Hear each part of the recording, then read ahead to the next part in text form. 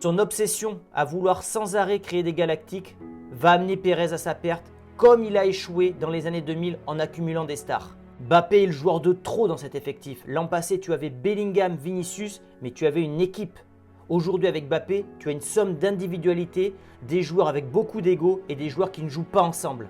On a tenté 42 centres hier, mais aucun profil devant n'est bon de la tête. Et pourtant, tu fais jouer Mbappé numéro 9. C'est pas Mbappé qu'il fallait, c'était Erling Haaland. Et ça, on le savait tous. Ce mec-là n'a pas été remplacé. C'était ton cerveau au milieu de terrain. On est aujourd'hui à des années-lumière de ce qui se fait de mieux en Europe. Parce que Pérez pensait que la magie de Madrid allait encore une fois opérer. Mais Picsou s'est trompé et cette fois, on va le payer très cher. Et le maillot de Madrid doit être taché de boue, de sang ou de sueur. Mais ce n'a pas été le cas hier. Encore 9 km de moins parcourus qu'Arsenal.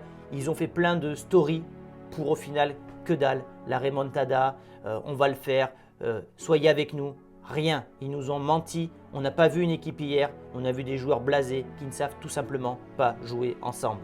Et je le répète, Ancelotti fait partie des responsables, les joueurs aussi, mais c'est lui le cerveau et c'est lui qui s'est trompé dans la gestion et la création de cet effectif pour cette saison-là. Maintenant, j'espère qu'il va réparer ses erreurs.